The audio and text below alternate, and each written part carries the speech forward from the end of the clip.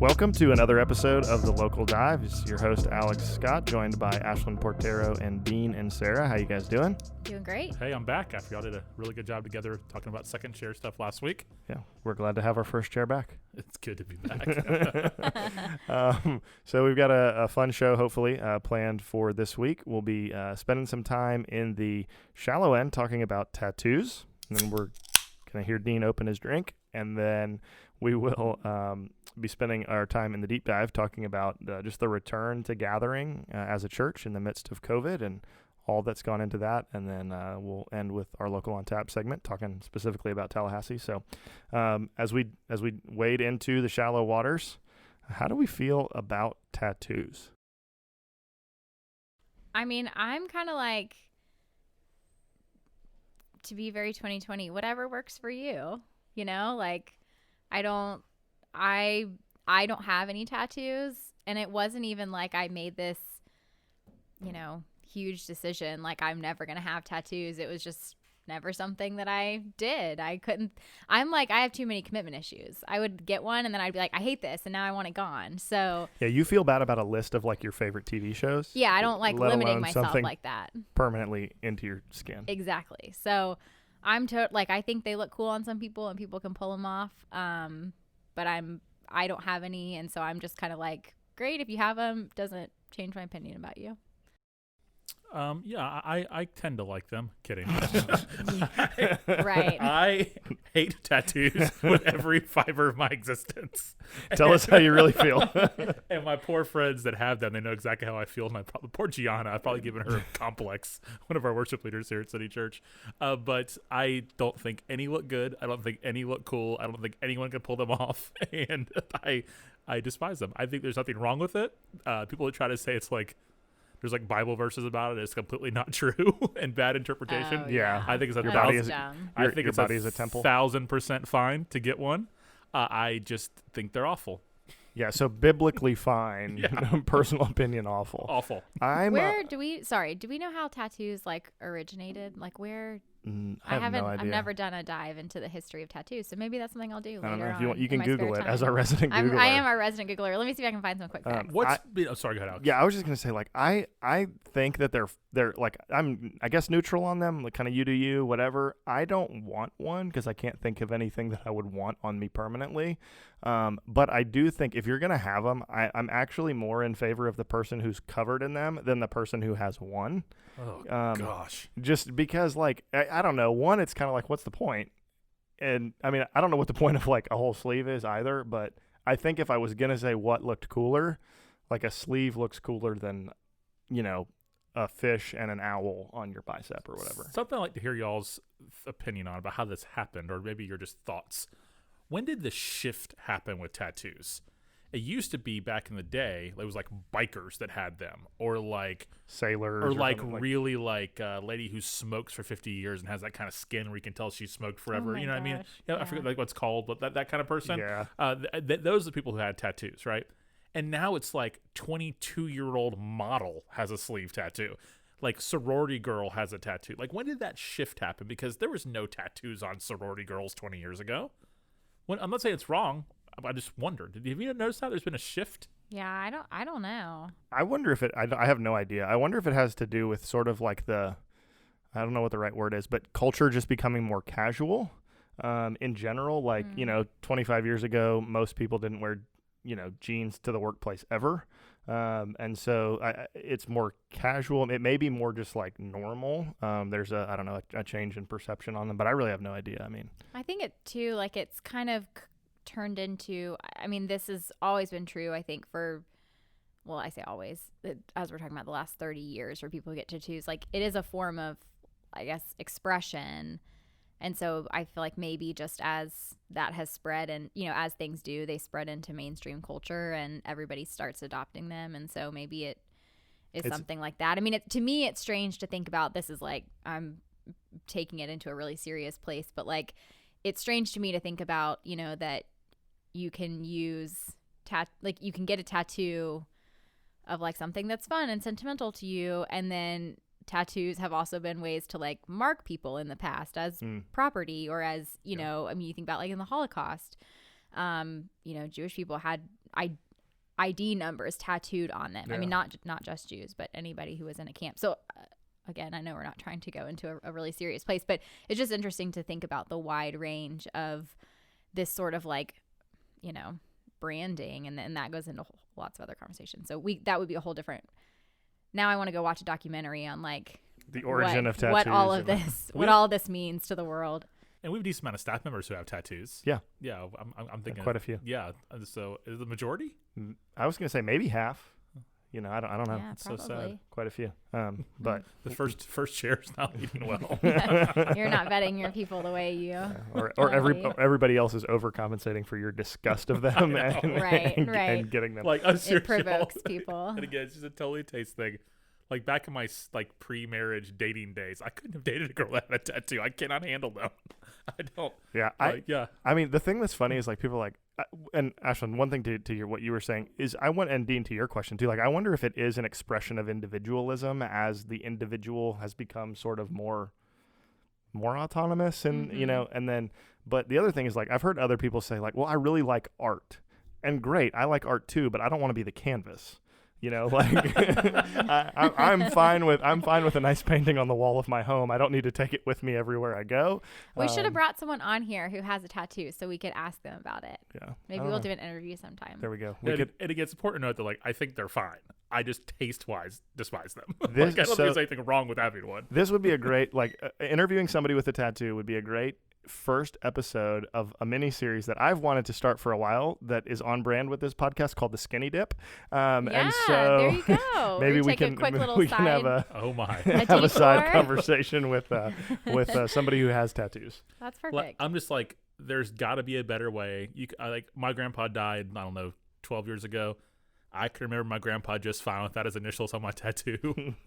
Tattooed. I can love my kids just fine without their birthdays on my arm, and I can talk about Jesus in the Bible without having the word faith on my ankle. So the best tattoo mishap that I've ever seen in my life, when I was a kid, we lived in Ohio, and we went to a water park because there were no beaches there. And I distinctly remember walking by an older man who on his arm, it said Ed Loves, and it was like, heart apostrophe S. And in my mind, the name is like Wanda or something, but I don't actually know. Definitely There- Wanda. I there gonna was a say Ed for name. sure loves Wanda Sorry to the Wandas listening out there. and Ed's. There was there was a name under it, but on top of the name, there had been something else written and scratched out in tattoo ink. So it was like Ed Loves tattoo scribble and then Wanda or whatever it was. Ed used to love Dorothy and Right. now loves Wanda. and now he's Oh. moved on to Wanda. So I'm like, That's gotta happen. That's gotta happen a lot. That's which I don't know. At least we're living in the age of laser removal, I guess. That's true. I mean, I don't know. Technology has I helped us. think of the Undertaker, the wrestler. Yeah. He forever had Sarah like around his collar, like was his first wife's name, and they got divorced. So now when he wrestles, it's just like a green line, like because he remarried. Yeah, it's so awkward. It's like You yeah. gotta think through these things, Yeah. you know? Yeah. all You these either gotta commit to the tattoo or the person. all these grandmas, maybe both. all these people gonna be grandmas with tattoos down the road. Yeah, there's going to be a lot of saggy butterflies. That's all I'm going to man. say. Okay, since none of us have tattoos, the last question or part of this segment, if you had to have a tattoo, like you were, for whatever reason, you're in a situation where you were forced to get a tattoo, you can have whatever you want and you can put it wherever you want. What are you getting? Okay, well, since this is like a not real situation and I can let it be whatever I want, I would also be an Olympian and I would get the Olympic rings tattooed on Okay. What event? like my leg or something. What event? Oh, that's a whole nother question that I'd have to think about for 3 hours. Because that you have to commit to. Yeah, we'll say running. I'll be There we really go. Oh, fast. yeah. I'll be an Olympic runner. Olympic And marathoner. so out of this deal, I got a tattoo and also I was an Olympian. So that's my fantasy. That'd be pretty great. I would rather go to heaven, but Oh my gosh. but if I had to, I would probably have like a tattoo. What tattoo would you have, and where would you have it? Yeah. I would probably this is terrible. I just try right at the true answer. I would probably have a moon on my butt. Oh my gosh. No, can you please explain that? I thought you were gonna say like the Texas baseball helmet or something. That'd be amazing. Well, that's just how like non-serious I take tattoos. Yeah. That how like eye roll I am about the messaging of them. That I would have a moon on my left buttocks cheek. Yeah, so I'm kind of in the same vein. Like I was explaining this before we recorded to a few people, but there was one of those tattoo shows on TV I stopped on one time, and there was a guy getting a T-Rex eating a ice cream cone tattooed on his bottom, and I was like, that's pretty funny. Like, because if you're gonna have a tattoo, have it be funny. So. I like ice cream. I don't really care about dinosaurs, but yeah. So I don't know. Oh man. I have a buddy who's a pastor, and one of his church members, he volunteers and serves in the band, like plays bass or something, and he's a tattoo artist, and he's covered obviously, and he knew he ran a tattoo parlor, but he didn't know like how big of a deal he was, and this is like a small little town in North Carolina, like small mountain town, and then they have an airport. And celebrities fly in from around the country, and like he has his commercial tattoo place, but has like a back door and an upstairs where he brings in these names that are like A-list kind of celebrities to get tattoos. It's pretty cool. And it's such a thing where the guy wouldn't even give me the names because his buddy won't even tell him. Wow. This pastor, it's that secretive.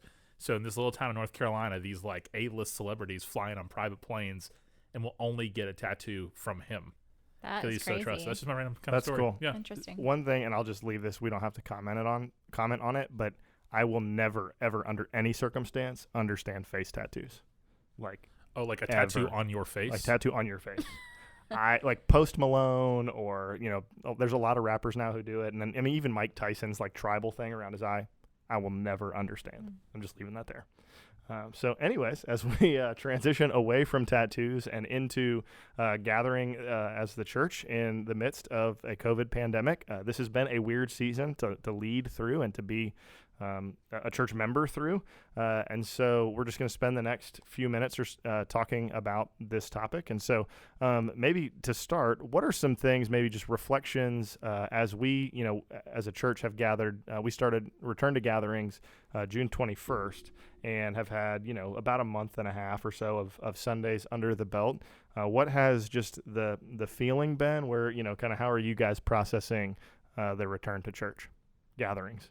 Well, one, it's been good to be back, like, period. I mean, just in general, to, like, be on Sunday morning and getting in the car and driving to our church building and having a service and having our worship leaders lead us in song and see people, at least half their face, and, and get a chance to be back, like, not just me selfishly not speaking to a camera, even though I do communicate to a camera because we're still online, but to people in the room, so that part has been just no caveat or disclaimer, needed. It's been great to be back. I'd much rather be back than not back, no doubt about it. It's also been just this is the point of this podcast is real conversations, right, about real things and our opinions on things like tattoos. But it's been hard. It's been pretty discouraging for me, just to probably the most honestly discouraging seasons of ministry for me, as I'm thrilled to be back, but to see just how few of people are coming back, regardless of the reasons. I'm not blaming people. I'm just saying what it's doing to me personally. It's just been extremely discouraging. So it's really been a kind of a fight mentally for me, spiritually for me, just to not get really down in the dumps about things and keep leading our team and to not let how I really feel too much affect things around here. I don't want to like fake and hide either. So, but it's been really like, it used to be where like Sunday was like the thrill of my week, and I still love Sunday, don't get me wrong, but it's like I leave not like on top of the world like I normally would on a Sunday, which is okay. We're not told every time the church gathers it's supposed to be a mountaintop experience, right? I mean, we have believers, brothers and sisters gathering in pretty rough circumstances around the world every weekend, but that's just, that's where I don't want to be Debbie down on this the whole time, but it's been a pretty discouraging season for me. Yeah. I echo what Dean said about it. It's just great to get to come here. I was listening to a podcast yesterday that was just talking about like what a grace it is, to get to gather as the church and not just to get to be together, but also that like God blesses us through that. It's a way that he like gives of himself to us through our corporate worship gatherings. And so I've just been really mindful of that more than ever, that it really is a grace, not just like we're grateful for our freedom to be able to do it, but truly like a grace from God. I've been largely encouraged, actually. I think that it is difficult it's just a lot to mentally balance when it's kind of a weird feeling that when you're here on Sunday, you're glad to be here, but you also just miss the people who aren't here and miss, it's hard to kind of have to keep so many things in mind. It's kind of like when you gather with a family reunion and certain people can't come, it's kind of like you're so glad to be there. You're so bummed that you're not all together. You miss the people that aren't there, and you also want to keep them in mind. And so that's just a hard thing to mentally, it's a lot to balance and to process. But I have been really encouraged just to hear, even, as we've returned to, we've been doing for our church, we've been streaming online on Sundays, a broadcast. And so we've been doing something during the Sunday morning hour, even during quarantine. And so for the people, as that has kind of shifted back to be now a live stream of our actual in-person services, I have been really encouraged to see how many people are still engaging in that, and just really knowing that people are staying connected in some of those ways. Of course, we do suffer some forms of disconnect, and we have to continue to work against that to keep people gathered. But yeah, this has been a really good growing season, and I think that I'm really grateful for our staff. I mean, I think we can all echo that we just, and not just our staff. I mean, our lay leaders and church members and so many others, but the people, day in and day out that we're doing some of the administrative ministry work with it's just encouraging to see how flexible they have been and how well they've responded. That's really been encouraging and kept me going as well. Yeah, definitely. I mean, staff's been fantastic. I'm thankful for every single one of them. And when we were locked down all the way to now trying to come back, and I've been really thankful for them. And I think Ashland's perspective is really good. The encouraging side has been two things for me. One has been people that I've seen walk in the door who first engaged with us online, and just seeing how big of a front door that online engagement is has really been eye-opening for me. And I'm really thankful for that. People's names would pop up, and I'd just be psyched to see it say so-and-so was watching. I'd be like, oh my gosh, just so excited. And then the second thing is the people that are still watching online, that are, even though they're not here on Sunday, they're not necessarily fishing every Sunday morning, besides a family vacation or something like that. Like, they're actually still engaged. And I've appreciated that. And I think something that's just a challenge for me that I'm working through is the difference between those who can't come and those who won't come, has been a challenge for me. And I'm just trying to think through that and realize everybody's situation's different. Everybody's feelings are different. Everybody's experiences are different, and really just to trust the Lord, and also to give benefit of the doubt there has been kind of a journey for me in terms of just working through it in general. Yeah. I didn't realize how much I had missed the church gathering until we first gathered together. I in my mind, I was like, man, I miss being with our church. And then we came together, and I was like, oh man, I didn't realize how much I missed that. And so just the fact that we can gather has been super encouraging to me. And one of the things that I realized even is my posture towards being gathered on Sunday morning is different than it was at home. And part of that was the way that as a staff, we tried to engage with people watching online. It's different. I'm not, saying hello to people in the middle of a song here usually, unless they're coming in late or something in the lobby. But if I'm in the service and engaged, I'm not, oh man, there's 10 people around me who just popped up. I need to go say hello to them. So, I just find myself engaged with the service and in a different way that's been really helpful for me, and I've been encouraged by that. And then I think some of the discouragement has come, in the things that we've already talked about.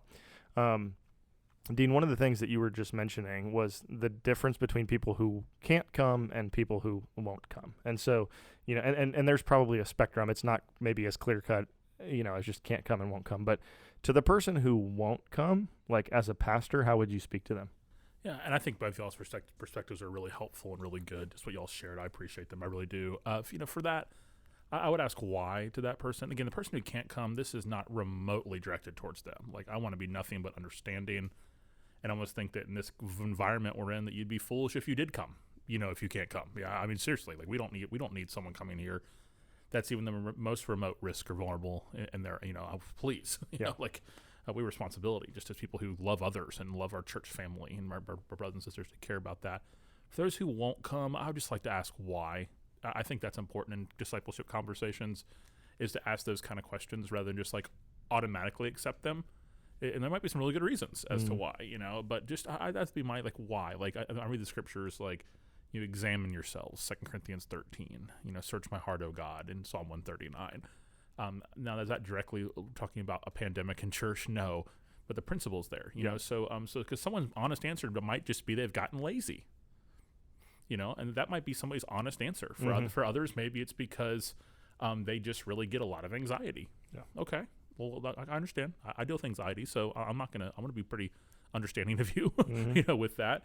But for others, it might be something like, I don't want to wear a mask. How selfish is that, man? I mean, seriously, like, we'd be willing to say those things out loud as Christians, like that. So you're like, not even like in a comfort way, because no one's comfortable wearing a mask. No. Like, okay, like if they were, we'd always wear them, right? To be part of our wardrobe, right? Right. But like people, like, it's like a political statement or something like that. Like, I think it's ridiculous and communist or what. Okay, but that's bigger than being with your church. Like, let's think about that. So when people say that politics is religion, no Christian will ever admit that. But like that's kind of a revealing sort of thing. So it'd be that kind of stuff. Like, what's the real reason? Or if you're just like, there is a such thing as irrational fear. I'm not saying you have an irrational fear if you don't come because you're scared, but like, what are you scared of? It might be, well, I'm scared of getting my mom, who's elderly, infected. I'm with her a lot. Okay, that's a great reason. That's a legitimate fear. But just like, I just am scared to get sick or something like that when you're healthy and you have no one vulnerable around you. Let's just think through that a little bit. Like, coming back, being with the church really matters. And I think we've seen what eclipses or I guess I could say what really is almost like an authority over us when it comes to fear. And we're going to be fearful of death 24/7, or we're going to be fearful of God. We can't really be both. And I hope you hear some nuance in that. I'm not saying that's for every person, but like, you asked me what I would. Yeah. And those are some of the questions. I think it's revealed a lot about where a lot of Christians are regarding just how they think about something, from getting sick to dying to whatever it might be. Yeah. And I mean, I think the way that I hear that, the principles that you would be using to walk somebody through that and to disciple somebody through that conversation, you could almost replace why won't you come to church in the midst of a pandemic with why won't you, and there's nuance here obviously, but like, why won't you follow Jesus in obedience in other areas of your life? Yeah, sure. So this is more a discipleship conversation in some regards than it is like a COVID specific question. But I mean, that's really a lot of those conversations. They're asking tough questions. They're asking why, what do you love more than, fill in the blank that causes you to do this? Well, my struggle is more with people that are doing everything else. The person is consistent and is staying home besides having to go to work or something like that. Right. Like, that's not going to restaurants. It's not going. Okay, like, hey, they've transitioned to online groceries and all that kind of stuff. I see you. I understand. I get it. No, but like, the person that's like doing everything else, that's just a little hard for me. Yeah. I struggle with that. Yeah. Ashlyn, and sort of the flip side of that, the person who can't because they're vulnerable, they're around vulnerable population, they maybe they have a very sensitive job where they need to go into work, but they can't or shouldn't go out and about because if they get sick, it's just going to be difficult or whatever. As we've thought through that as a church, we've kind of said, okay, we want to see the church gathered together. We believe that that's an important part of just the regular kind of routine and rhythm of the church is to be gathered, and that's kind of our primary discipleship hour in a given week. But we also realize there are right now people who can't, and so we have tried to make online a priority in this. And you've really charged our staff in kind of viewing both as maybe not equal, but both as very important. Can you talk a little bit about that and just kind of our approach and how people should think, maybe especially church leaders should be thinking about the importance of both in person and online? Yeah, for me, it really kind of started with realizing in myself that I was starting to, as soon as we were back to gathering, I was starting to view or think about our online environments as sort of like the second tier. So yes, absolutely. We want to communicate that there's a distinction between the gathered church and watching a broadcast online. It's absolutely not the same thing. But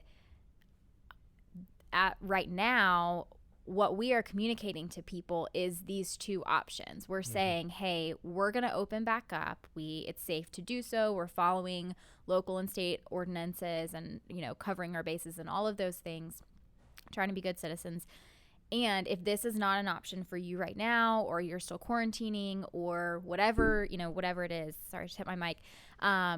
We're also going to be broadcasting online to help people stay connected, to make sure that we're, getting the word out and people can engage in worship in some form or fashion.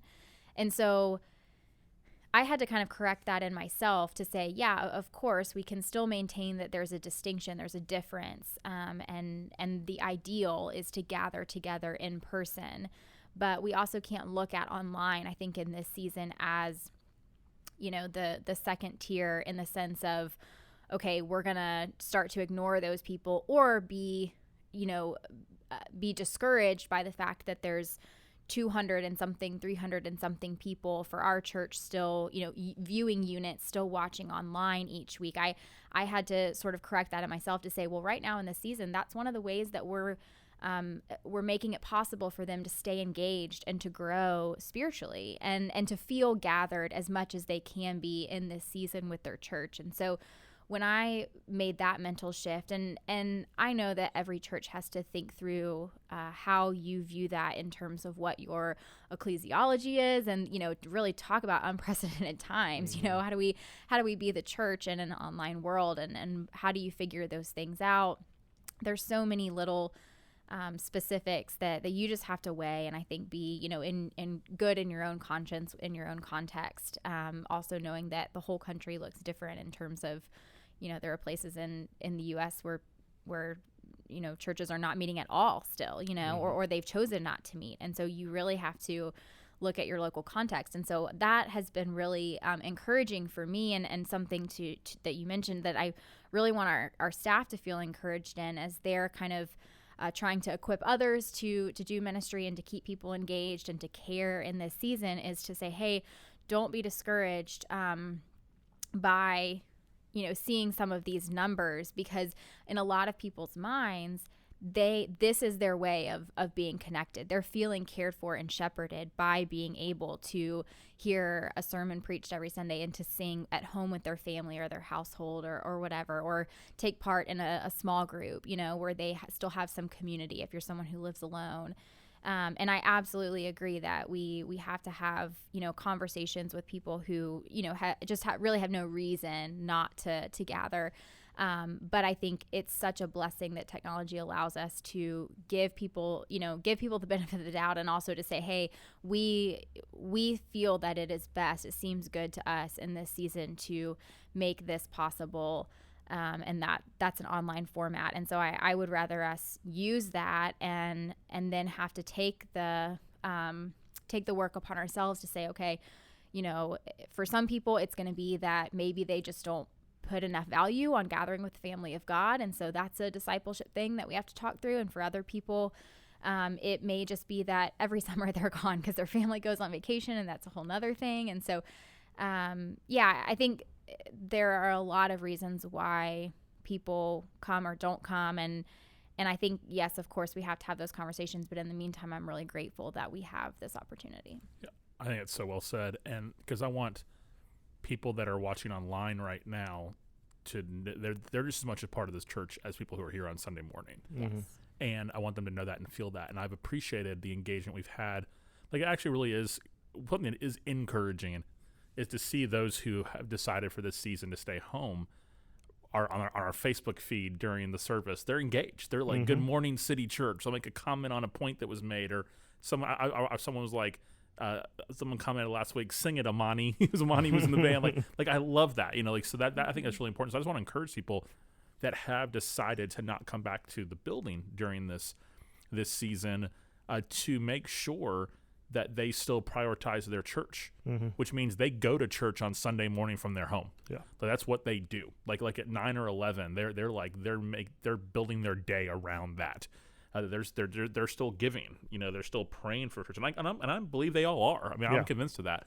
But like to make that a priority, I mean, what does it communicate when, like every Sunday during the summer you're gone, and by gone I mean either online or like when you're at the beach every single Sunday. Like what does that communicate? Like about what's most important. I'm not talking about going on vacation or enjoying a weekend. I'm talking about like every Sunday. Right. That's a big problem in Tallahassee. That happens a lot with churches. But I think that people just be engaged. And again, I'm thankful Ashlyn mentioned ecclesiology, because I think during this season we have to be really flexible with our ecclesiology. I mean, it just, it is, I hate the old is what it is thing, but it is what it is. Like, we just have to be, So do we think in a non-pandemic world, unless you were homebound, or an assisted living center or something like that, do we think having church online is church? No. During a pandemic season, do we think having church online is church? Yes. And it's just a flexibility thing, because that's the world we're in right now. Yeah. So I think Ashlyn and her explanation of that is exactly right. And I think it's really important that we continue to see that as really mattering. Yeah. And I mean, I even think of a conversation that we had in a meeting on Monday that said, where we were talking about some things in the service, and we had to say, wait, like we actually had to reframe how we think about the service to go, hold on, how is this going to come across to people who are not in the room? And we had a conversation, and we made some decisions on, how we would handle that, because we realized that a large portion of our church right now is watching online, even though we have an in-person gathering available.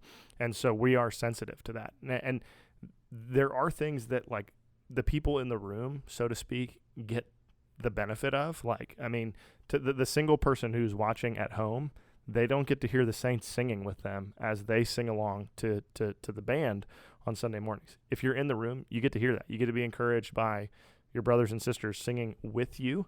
And so, like, there are things there that are, use air quotes, benefits of being in the room. But we also, haven't gone with such a hard shift in this season to exclude those people not in the room. And I just think that's an important balance for where we are right now. Like, it is different and it should be different. Yeah. But we don't see you as different. Yeah.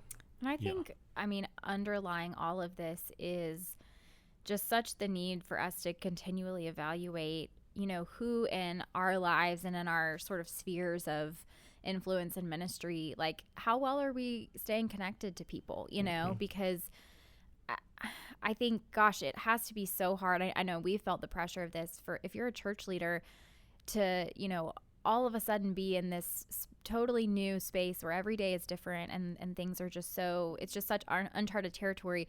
And then to have to spend every day, like, trying to figure out how people think and, like, stay one step ahead of people. Like, if that's your sole approach to how you design, whatever Sundays look like or your church programming, that's exhausting. Like, no one can live up to that. And so I do think that we have to that's why I say I think every church has to, I don't mean to say as broadly as, whatever works for you, but you do have to figure out what works in your context, and then also know that ministry continues, and so, I had a friend text me the other day who said, that her family had been disconnected for longer than quarantine, and this sort of allowed them to realize, like, I need something, and so we had a good, conversation over text about that. That's cool. That's really have cool. Been following up with her. And so I also think this time is challenging for us to sometimes step back and say, okay, God is working in the lives of our people, and we have to trust that. Like, He wants them to care more about the gathered church and Himself, than we do even. And so, and that's so hard, because this is what, every day day in and day out, like, this is what you commit your days to.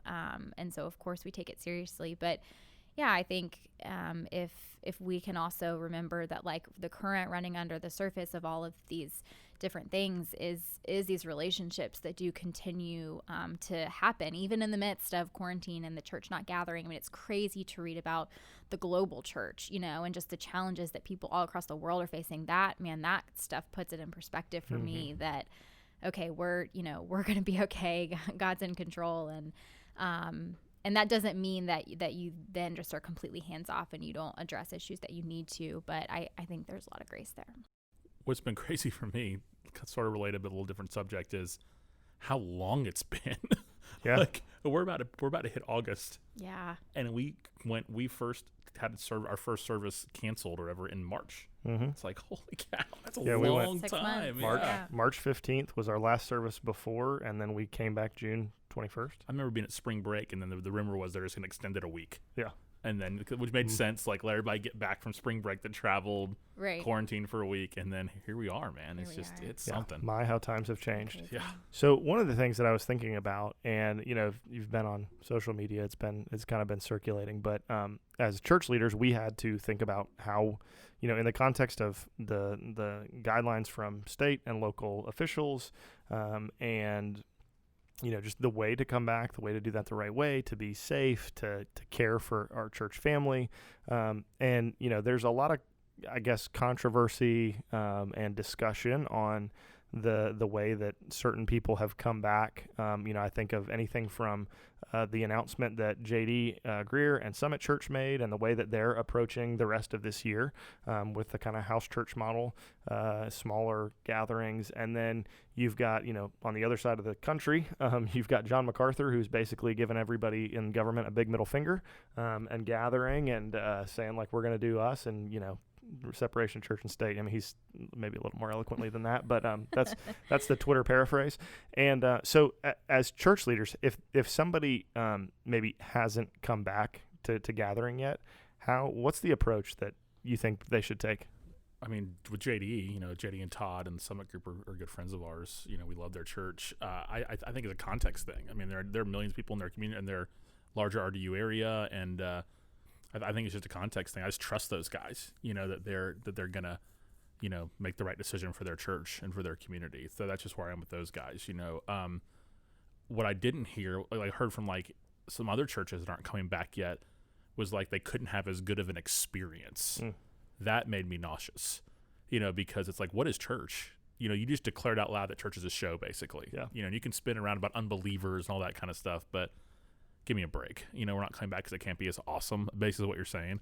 They can go to a better show, yeah, by the way. that's just, than a church. Yeah. I just really struggle with that. Lack of grace with me on that one, on that group. But the MacArthur one, man, when I saw the picture of a full sanctuary and no one had on masks, I cringed, man.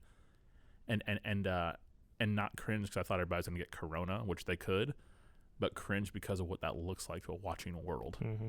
I mean, watching a world where many in secular world are very sheltered in place, very on edge, very anti anything opening up.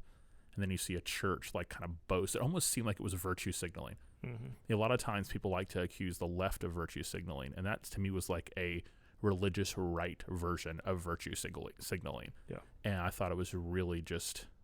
Is immature the word? I mean, the guy who has a moon tattoo on my butt, but like I'm no better. It's weird with the nerve of me to declare one of the most faithful Bible teachers in the history of the world immaturity. So I don't think he is. I don't think he is immature. The way they did it to me was kind of like a look at us. They had a big cheer when he came out to preach in the pulpit. So I love MacArthur for what he's given to the church at large in terms of his commentaries and his preaching ministry. But man, I mean, I just saw it was like, what do unbelievers think when they see this thing all over social media? Yeah. This kind of up yours, like you said, middle finger, no masks, define orders. It's like, man, just wear masks. Yeah. I mean, just do it. And I think that's where I struggle, because there's a legitimate discussion of what is technically government overreach. Oh yeah, sure. Definitely. That's fair. And when is the right time? Like, Jonathan Leeman wrote an article in response to MacArthur and his elders and kind of approach to this issue. And, Leeman said, and I think he said it well, like, there are going to be a lot of times in the future where Christians are going to need to be, going against the grain, and is now the time to use up all the capital over, masks or gathering size. And there was, I want to say it was a podcast, or, maybe it was that same article, I can't remember, but where, there are kind of churches in China where they, if they cross kind of the 200 barrier, that's when the government starts to see, their, and it brings attention, even though the government knows that these are happening. And so their ministry philosophy is to plant churches that don't get above 200. And then if it's getting close, they're going to plant another church just to continue to see the gospel go forward and spread while working in the kind of confines and context that they're in. And I think that's the thing that I struggle with MacArthur. It's like you only view the gathering of your church in that very one specific way. And it just, I mean, there is a balance of what's the role of the government in the affairs of the church, and also what's the best witness to a watching world. And so I just struggle with, I think I feel tension on both sides, but this just doesn't feel like the right time and the right issue to give the government a middle finger on. Yeah, and this is I want to hear Ashlyn's thoughts on this for sure too. But let me quickly think through this out loud. Like, witness versus rights.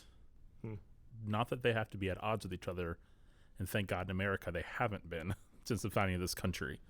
But if they were, what's more important?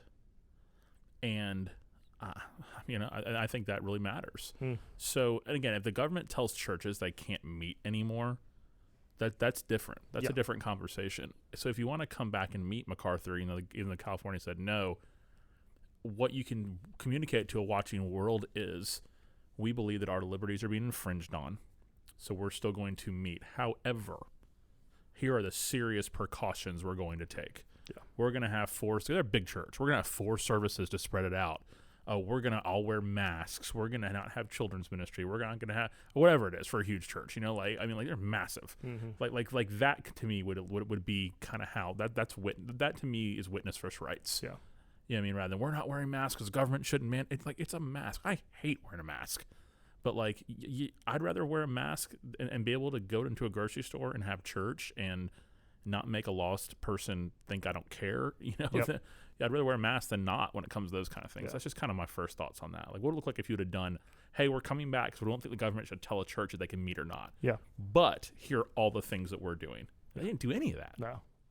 Yeah, I would agree. I think if the government speaks, it's like one thing if the government speaks directly to churches versus if, like where we are, there's just a general ordinance that masks should be worn inside places open to the public, and that includes churches. So those are, I think, different things. You know what I mean? So in that sense, I would say that, for us, I think that's where it's my mind sort of goes to, it's such a low level of sacrifice needed that as Christians, we should be able to bear that in order to be good citizens. Now, does that have limits? Sure. But also, I think too, like we have a faith that seeks to love our neighbors and to be good citizens. And so I also think, yes, there are gonna, I think that that's helpful to say that, there are going to be times where Christian witness is going to have to go against the grain. And so do we want to use all our capital on this? And I think that's really helpful. And also I think that, there are a lot of opportunities that we have to say, okay, well, our faith still gives us answers for how to work within these scenarios without us immediately feeling like our rights are being attacked, and obviously there's so many different situations to that. Am I saying that if, the government tells churches that they can't meet, that they should just say, okay? No, I ultimately, the government is not our ultimate authority. We answer to God, but when it comes to things that are just in the grand scheme of things, really low sacrifices, that's where I kind of say, okay, you have to sort of weigh. And I get that a quick reply would be, well, yeah, but one thing leads to another. And, that's where people smarter than me can help us navigate those questions about what ethically, should we be thinking in these instances. But yeah. Yeah, and I don't know all the details. I know there was the Supreme Court ruling recently about, churches in Nevada where I think casinos are open, but churches are limited in the amount of, people that they can have gather. That's insane. And that to me is crazy. Like, that's a thing where, and I maybe it's the same in California. I don't know. I should be more informed before bringing this up. But, so that was a discouraging kind of religious liberty issue to me, to see that happen. Oh, yeah. I think, Dean, you tweeted it. Justice Gorsuch, his dissent was very brief but very good, and I think in my opinion, completely dead on. And so there is a tension there to say, okay, what is the government's responsibility, and then what is the level of sacrifice? We're willing to say, hey, it's a mask. Hey, it's social distancing. Hey, it's multiple services. It's whatever, for the sake of witness. I think something that is difficult too, and this is more so in terms of the media and honestly, really social media, even more so, how they represent like the danger of religious services gathering in the midst of COVID, is that, and I'm not speaking to like government mandates here, because there are people much smarter and wiser than me who can navigate and figure out those things. But what I do see a lot of times is, if you see the sort of charts or graphics or whatever of kind of the tier of things that are least threatening to most threatening. And if you see that, like, religious gatherings are always like in the top 3. And I think that kind of stuff is really difficult, because that is not nuanced at all. That's just sort of a blanket. Religious gatherings are high risk. I have a couple of thoughts about that. One, I think that's really difficult, because does that mean that, a mega church of 20,000 people, is dealt the same as a church of 50 people who in some states could safely gather like that, so that's really difficult for how that casts a witness to the world of, like, or forms what people think about religious gatherings in this season, that it's so complex. Each congregation is different. And so that is tricky. And also, I think that we have to, and this is, I am trying to argue for churches, but I'm also just trying to say this is why I think when I see stuff like that, like little charts where it's just kind of blanket general statements, it's so difficult. I think it's so important for us to remember that these are such complex issues, because we also have to think about what happens at a church service. And, because it is easy to say, in my mind, I think, okay, I go to Publix and Target and I wear a mask. And so, yeah, of course I can go to church and wear a mask. And I do, I'm personally okay with that and feel comfortable doing that. I also can acknowledge that when I go to Publix, I'm not expecting anyone to walk up and hug me, and I'm not singing, and I'm not in close proximity with people. I can, especially in this season, I can pretty much do my business without touching anybody or sharing a lot of long, space over, more than 30 seconds if I'm reaching around someone to grab something. And so I do think they are different experiences, but that's where I say just any type. So I'm not trying to come from any certain perspective or position, but any type of just speaking in generalities, I think we've just found that to be really unhelpful. And it's hard when those standards are used to represent gatherings of religious communities on social media and in the media, because as with anything else, schools, anything, it's not a one size fits all approach. And I would imagine that it's so hard to treat those as specific things or nuanced things because of time, like expediency. Like there are people making way bigger decisions than I've ever had to make in my life or will ever have to make. And so I can't imagine what it's like to be a government leader in this season. I just pray for people all the time because of that. But yeah, it's just really confusing, and those things are hard to think through.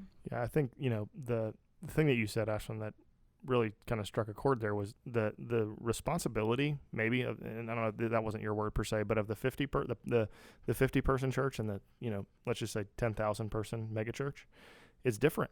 It is different. Like there, yeah. I mean, there's just the way that you shepherd 50 people and 10,000 people is just different. And the reality, sadly, is that the target is bigger on the churches that are larger, whether that's in a city or in, across the country. Like the larger churches are going to be looked to. And so in a way that's different than the 50 person church that, maybe outside of those 50 people nobody's ever heard of. And so there is just a different responsibility that comes with the way that you lead and shepherd in the midst of that. So last question before we jump into our local on tap section. For somebody, and this is for all of us, but for somebody who is leading a church or maybe away from their church and they haven't been able to gather because they can't or they won't, what encouragement would you give to those people?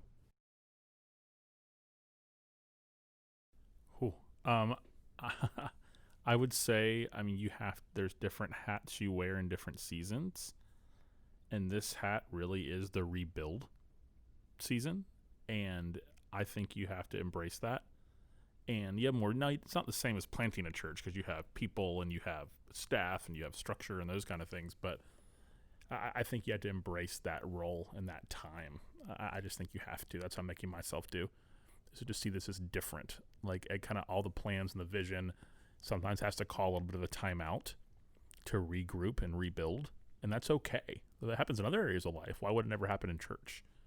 So I think that's what kind of comes to mind. And for those who can't meet at all, I would say to really, really just start trying to figure that out even if it's 2 months from now, like start putting together that plan of how do we start coming back. I think it's okay to try to come back and don't feel like your hands are tied because there's other ways to do it. Now I know some of our church planners that are from schools or whatever, your hands are tied with that, but don't feel like you're settling or there's shame in going outside or going to somebody's house or the church gathering's more important. So kind of put the categories out the window right now and do the best you can to get the church together. Like Summit Church, that's houses and people in homes, but it's organized. It's not just like, hey, try it.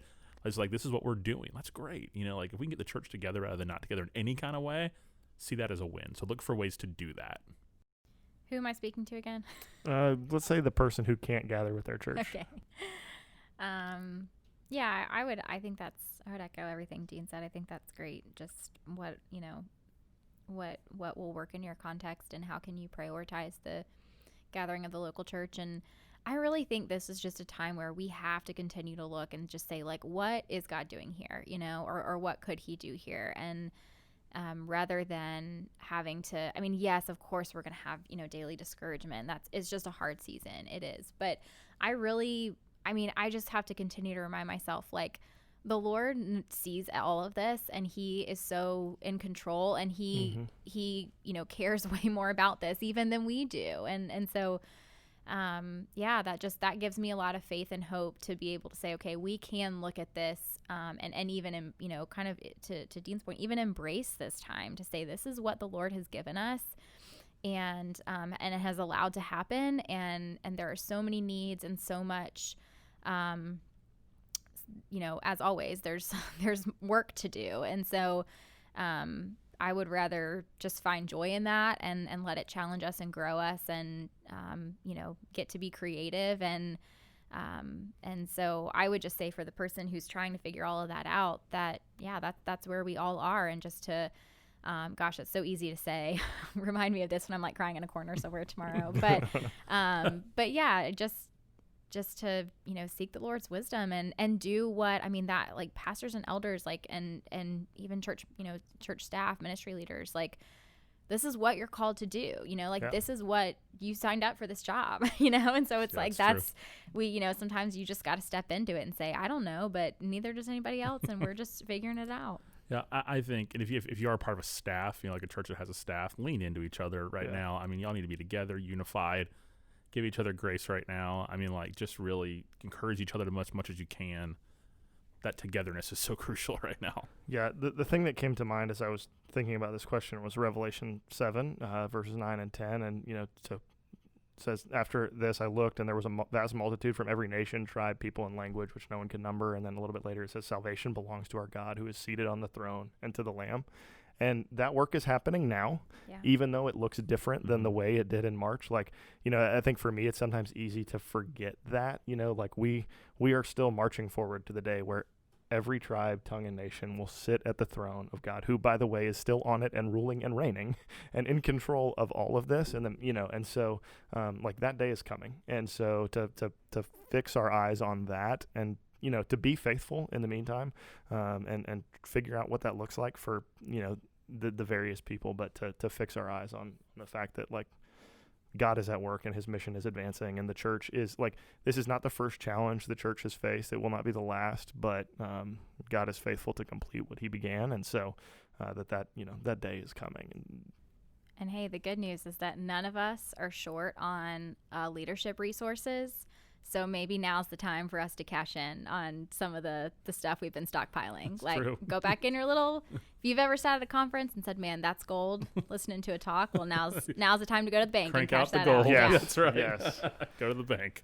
Cool. That was a good conversation. That was good. Thank y'all. Yeah, thank you guys. As we wrap up and spend a little bit of time diving into local Tallahassee in our local on tap segment, little random, fun, quick question. What is your favorite road in Tallahassee? What's yours, Alex? So I feel like I have to maybe qualify this. Tennessee Street? No, I'm just kidding. I'm getting a lot of stares. No, I would say Live Oak Plantation it's short, but it's really pretty. Great street. Canopy Road. It's a street, it's not like 30 miles long, so I feel like it fits. Mine is a segment of a road. That's fair. Not the whole road. Coming down, headed west on Tennessee Street. Go through the Hillcrest Light. Go through the Franklin Light, and then on your right is the Grand Old School on the hill. The best drive Jacob, in Tallahassee. Oh man, I wasn't even expecting that, but we should have known. Should have known. It always comes back to Leon. That's good. Ashlyn? That's a good question. I mean, I like Miccosukee and Meridian for their canopy roads. I mean, we are Tallahassee, and so that's a very, like you said, Live Oak is another one of those. So those are probably two of my. I also have to give a special shout out to Blue Wing Court because I'm a 2-time resident in the back of Killearn Lake. So in 2 different houses, right? Yeah, 2 different houses on the same street. So random. Same small street. So like whenever somebody sings about, like I guess it's like the house that built me, but like the road that I was raised on, and like for me it's the suburban cul-de-sac, but it still hits home, road. I will give an honorable mention to College headed west towards Florida State and the Westcott building. That's just a great drive. And Appalachia towards the Capitol is good too. But yeah, definitely. Yeah, so that's fun. Thank you guys for the conversation today. Thank you all for listening. We hope that you're enjoying it, and you can follow us on social media as well at the Local Dive Pod on Instagram and Twitter. We hope you guys have a great week, and we'll see you next time.